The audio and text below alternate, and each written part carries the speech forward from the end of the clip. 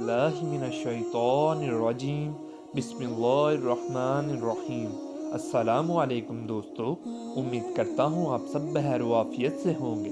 میں مدثر علی ہوں اور آپ دیکھ رہے ہیں learn about Islam YouTube channel. جیسا کہ آپ کے علم میں ہے کہ پچھلے لیکچر میں ہم نے سورہ بقرہ کی آیت نمبر 1 سے لے کر آیت نمبر 20 تک تلاوت فرمائی تھی، تو آج ہم سورہ بقرہ کی آیت نمبر 21 سے لے کر 30 تک تلاوت فرمائیں گے انشاءاللہ۔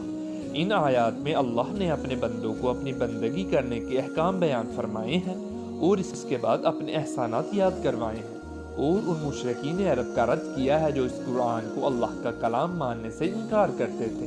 ایمان لانے والوں کو خوشخبری کی بشارت دی ہے اور اس کے بعد فرشتوں میں انسان کے خلیفہ بنائے جانے کا اعلان کیا ہے۔ تو چلتے ہیں اپنے منتخب کردہ موضوع کی طرف۔ بسم اللہ الرحمن الرحیم۔ یا ایہا الناس اعبدوا ربکم الذی خلقکم والذین من قبلکم لعلکم تتقون۔ لوگو، بندگی اختیار کرو اپنے اس رب کی جو تمہارا اور تم سے پہلے جو لوگ ہو گزرے ہیں ان سب کا خالق ہے۔ تمہارے بچنے کی توقع اسی صورت سے ہو سکتی ہے۔ اگرچہ قرآن کی دعوت تمام انسانوں کے لیے عام ہے، مگر اس دعوت سے فائدہ اٹھانا یا نہ اٹھانا لوگوں کی اپنی آمادگی پر اور اس آمادگی کے مطابق اللہ کی توفیق پر منحصر ہے۔ لہٰذا پہلے انسانوں کے درمیان فرق کر کے واضح کر دیا گیا کہ کس قسم کے لوگ اس کتاب کی رہنمائی سے فائدہ اٹھا سکتے ہیں اور کس قسم کے نہیں اٹھا سکتے۔ اس کے بعد اب تمام نوع انسانی کے سامنے وہ اصل بات پیش کی جاتی ہے جس کی طرف بلانے کے لیے قرآن آیا ہے۔ الذی جعل لکم الارض فراشا والسماء بناء وانزل من السماء ماء فاخرج به من الثمرات رزقا لکم فلا تجعلوا للہ اندادا وانتم تعلمون۔ وہی تو ہے جس نے تمہارے لیے زمین کا فرش بچھایا، آسمان کی چھت بنائی، اوپر سے پانی برسایا اور اس کے ذریعے سے ہر طرح کی پیداوار نکال کر تمہارے لیے رزق پہنچایا۔ بس جب تم یہ جانتے ہو تو دوسروں کو اللہ کا مد مقابل نہ ٹھہراؤ۔ جب تم خود اس بات کے قائل ہو اور تمہیں معلوم ہے کہ یہ سارے کام اللہ ہی کے ہیں، تو پھر تمہاری بندگی اسی کے لیے خاص ہونی چاہیے۔ دوسرا کون اس کا حقدار ہو سکتا ہے کہ تم اس کی بندگی بجا لاؤ؟ دوسروں کو اللہ کا مد مقابل ٹھہرانے سے مراد یہ ہے کہ بندگی اور عبادت کی مختلف اقسام میں کسی قسم کا رویہ خدا کے سوا دوسروں کے ساتھ برتا نہ جائے۔ آگے چل کر خود قرآن ہی سے تفسیر کے ساتھ معلوم ہو جائے گا کہ عبادت کی وہ کون سی اقسام ہیں جنہیں صرف اللہ کے لیے خاص ہونا چاہیے اور جن میں دوسروں کو شریک ٹھہرانا شرک ہے، جسے روکنے کے لیے قرآن آیا ہے۔ وَإِن كُنتُمْ فِي رَيْبٍ مِّمَّا نَزَّلْنَا عَلَىٰ عَبْدِنَا فَأْتُوا بِسُورَةٍ مِّن مِّثْلِهِ شُهَدَاءَكُم مِّن دُونِ اللَّهِ إِن كُنتُمْ صَادِقِينَ۔ اور اگر تمہیں اس امر میں شک ہے کہ یہ کتاب جو ہم نے اپنے بندے پر اتاری ہے یہ ہماری ہے یا نہیں، تو اس کے مانند ایک ہی صورت بنا لاؤ، اب اپنے سارے ہم نواؤں کو بلا لو ایک اللہ کو چھوڑ کر، باقی جس کی چاہو مدد لے لو۔ اگر تم سچے ہو تو یہ کام کر کے دکھاؤ۔ فَإِن لَمْ تَفْعَلُوا وَلَن تَفْعَلُوا فَاتَّقُوا النَّارَ الَّتِي وَقُودُهَا النَّاسُ وَالْحِجَارَةُ أُعِدَّتْ لِلْكَافِرِينَ۔ لیکن اگر تم نے ایسا نہ کیا اور یقیناً کبھی نہیں کر سکتے تو ڈرو اس آگ سے جس کا ایندھن بنیں گے انسان اور پتھر، جو مہیا کی گئی ہے منکرین حق کے لیے۔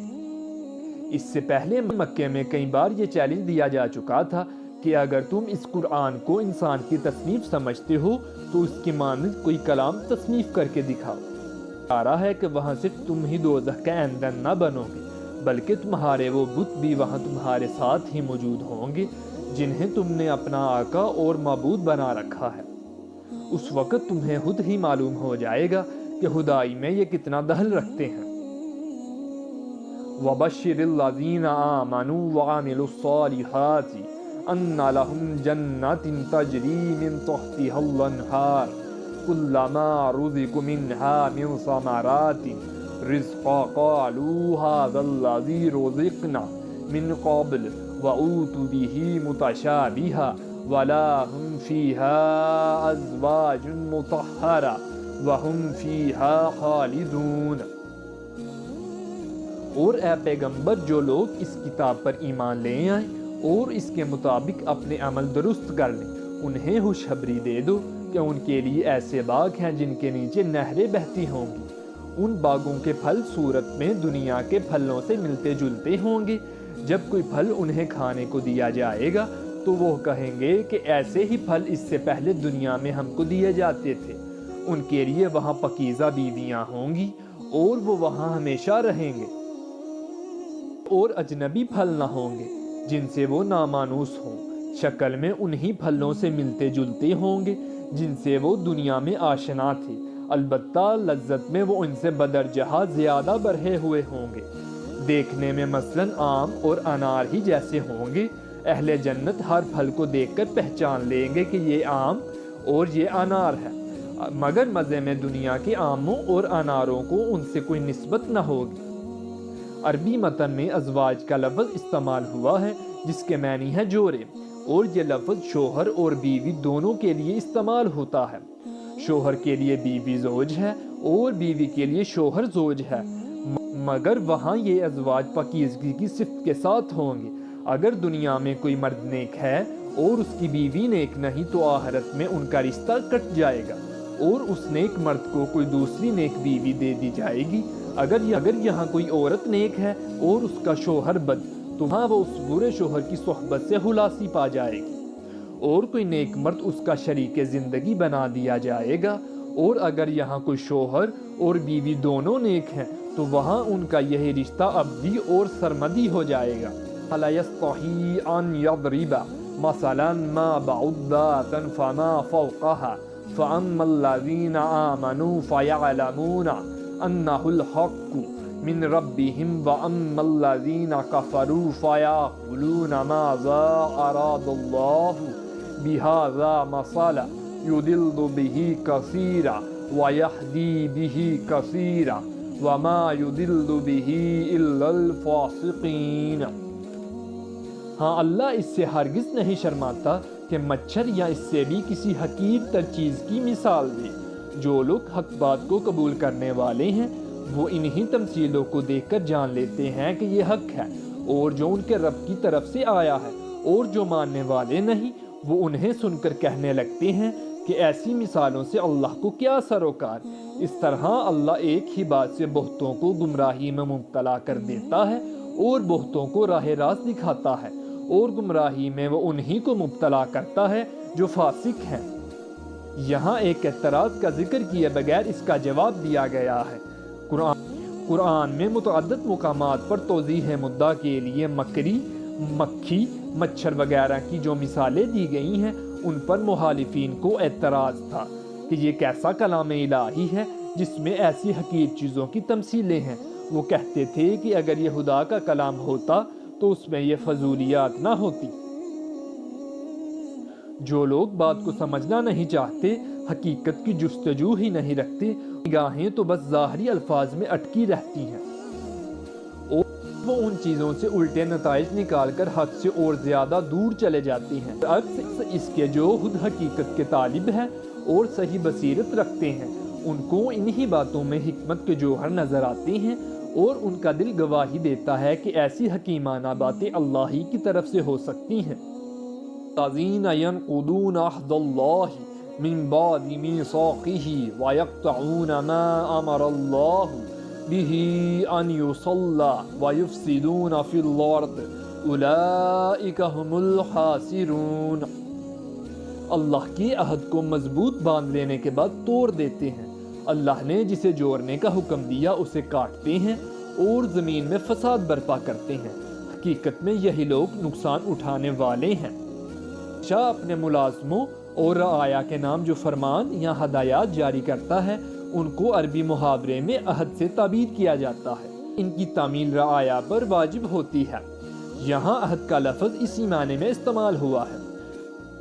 اللہ کے عہد سے مراد وہ مستقل فرمان ہے جس کی روح سے تمام نوع انسانی صرف اسی کی بندگی اطاعت اور ستیج کرنے پر مامور ہے۔ مضبوط باندھ لینے کی بات سے اشارہ اس طرف ہے کہ آدم کی تخلیق کے وقت تمام نوع انسانی نے اس فرمان کی پابندی کا اقرار کیا۔ سورہ اعراف میں اس پر زیادہ تفصیل کے ساتھ گفتگو کی گئی ہے۔ جن روابط کے قیام اور استحکام پر انسان کی اجتماعی اور انفرادی فلاح کا اثار ہے اور جنہیں درست رکھنے کا اللہ نے حکم دیا ہے، ان پر یہ لوگ پیشہ چلاتے ہیں۔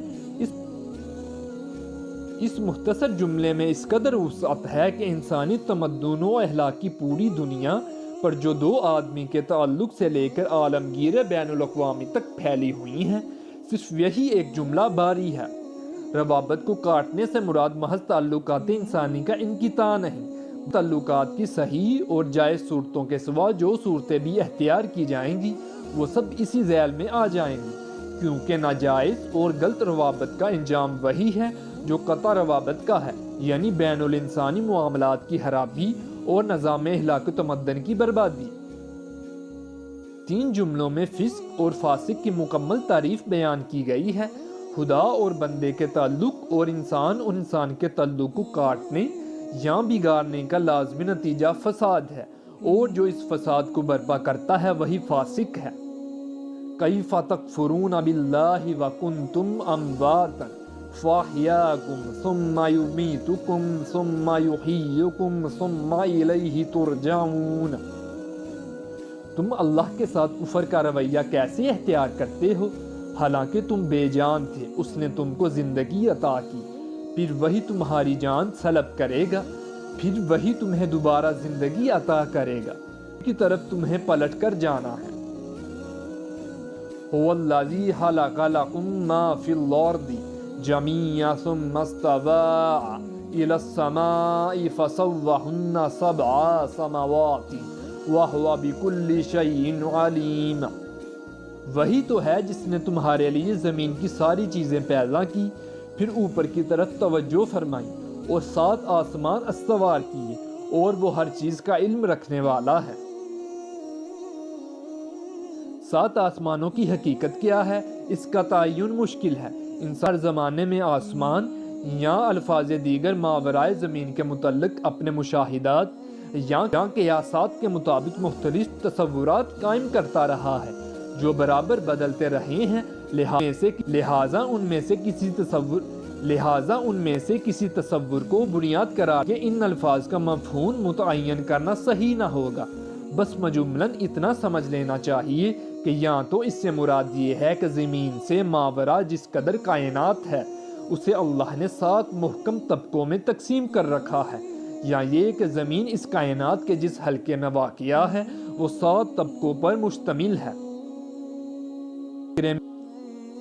اس فقرے میں 2 اہم حقیقتوں پر متنبہ کیا گیا ہے۔ ایک یہ کہ تم اس خدا کے مقابلے میں کفر و بغاوت کا رویہ اختیار کرنے کی جرت کیسے کرتے ہو جو تمہاری تمام حرکات سے باخبر ہے، جس سے تمہاری کوئی حرکت چھپی نہیں رہ سکتی۔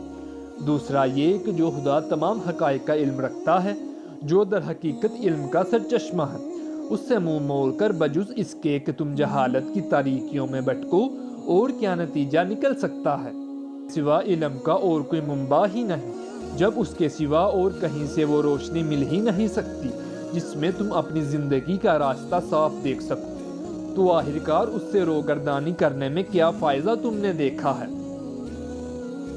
وَإِذْ قَالَ رَبُّكَ لِلْمَلَائِكَةِ إِنِّي جَاعِلٌ فِي الْأَرْضِ خَلِيفَةً قَالُوا أَتَجْعَلُ فِيهَا مَنْ يُفْسِدُ فِيهَا وَيَسْفِكُ الدِّمَاءَ وَنَحْنُ نُسَبِّحُ بِحَمْدِكَ وَنُقَدِّسُ لَكَ قَالَ إِنِّي أَعْلَمُ مَا لَا تَعْلَمُونَ۔ پھر ذرا اس وقت کا تصور کرو جب تمہارے رب نے فرشتوں سے کہا تھا کہ میں زمین میں ایک خلیفہ بنانے والا ہوں۔ انہوں نے عرض کیا کیا آپ زمین میں کسی ایسے کو مقرر کرنے والے ہیں جو اس کے انتظام کو بگاڑ دے گا اور خون ریزیاں کرے گا؟ آپ کی حمد و ثنا کے ساتھ تسبیح اور آپ کے لیے تقدیس تو ہم کر ہی رہے ہیں۔ فرمایا میں جو جانتا ہوں تم نہیں جانتے۔ ملک کے رکوع میں بندگی رب کی دعوت اس بنیاد پر دی گئی تھی وہ تمہارا خالق اور پروردگار ہے۔ قدرت میں تمہاری زندگی اور موت ہے، اور جس کائنات میں تم رہتے ہو اس کا مالک اور مدبر وہی ہے، لہٰذا اس کی بندگی کے سوا تمہارے لیے اور کوئی دوسرا طریقہ صحیح نہیں ہو سکتا۔ رکوع میں وہی دعوت اس بنیاد پر دی جا رہی ہے کہ اس دنیا میں تم کو خدا نے اپنا خلیفہ بنایا ہے۔ خلیفہ ہونے کی حیثیت سے تمہارا فرض صرف اتنا ہی نہیں کہ اس کی فرما برداری کرو، بلکہ یہ بھی ہے کہ اس کی بھیجی ہوئی ہدایات کے مطابق کام کرو۔ اگر تم نے ایسا نہ کیا اور اپنے ازلی دشمن شیطان کی اشاروں پر چلے تو بدترین بغاوت کے مجرم ہوگے اور بدترین انجام دیکھو گے۔ سلسلے میں انسان کی حقیقت اور کائنات میں اس کی حیثیت ٹھیک ٹھیک بیان کر دی گئی ہے، اور نوع انسانی کی تاریخ کا وہ باب پیش کیا گیا ہے جس کے معلوم ہونے کا کوئی دوسرا ذریعہ انسان کو میسر نہیں۔ ملک کے لفظ عربی زبان میں پیمبر کے ہیں۔ اس کا لفظی ترجمہ فرشتہ یا فرستادہ ہے۔ یہ محض مجرد قوتیں نہیں جو تشخص نہ رکھتی ہوں، بلکہ یہ شخصیت رکھنے والی ہستیاں ہیں جن سے اللہ اپنی اس عظیم الشان سلطنت کی تدبیر و انتظام سے کام لیتا ہے۔ یوں سمجھنا چاہیے کہ یہ سلطنت الہی کے اہلکار ہیں جو اللہ کے احکام کو نافذ کرتے ہیں۔ جاہل لوگ انہیں غلطی سے خدائی میں حصے دار سمجھ بیٹھے۔ وَعَلَمُوا آدَمَ الْأَسْمَاءَ كُلَّهَا ثُمَّ عَرَضَهُمْ عَلَى الْمَلَائِكَةِ فَقَالَ أَنبِئُونِي بِأَسْمَاءِ هَؤُلَاءِ إِن كُنتُمْ صَادِقِينَ۔ اس کے بعد اللہ نے آدم کو ساری چیزوں کے نام سکھائے، پھر انہیں فرشتوں کے سامنے پیش کیا اور فرمایا اگر تمہارا خیال صحیح ہے کہ کسی خلیفہ کے تقرر سے انتظام بگڑ جائے گا تو چیزوں کے نام بتاؤ۔ یہ فرشتوں کا اعتراض نہ تھا بلکہ استفہام تھا۔ فرشتوں کی کیا مجال کہ خدا کے کسی تجویز پر اعتراض کریں۔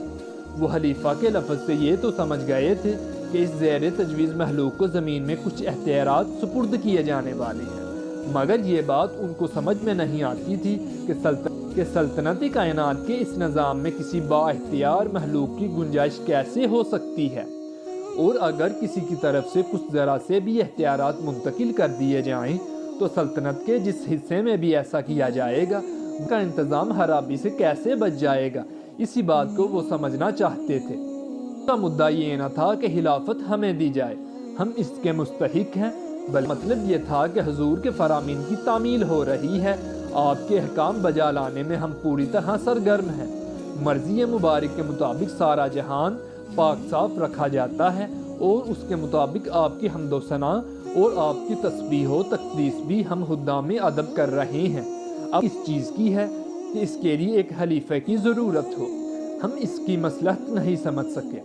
تسبیح کا لفظ دو معنوں میں استعمال ہوتا ہے، اس کے معنی پاکی بیان کرنے کے بھی ہیں اور سرگرمی کے ساتھ اور انہماک کے ساتھ صحیح کرنے کے بھی۔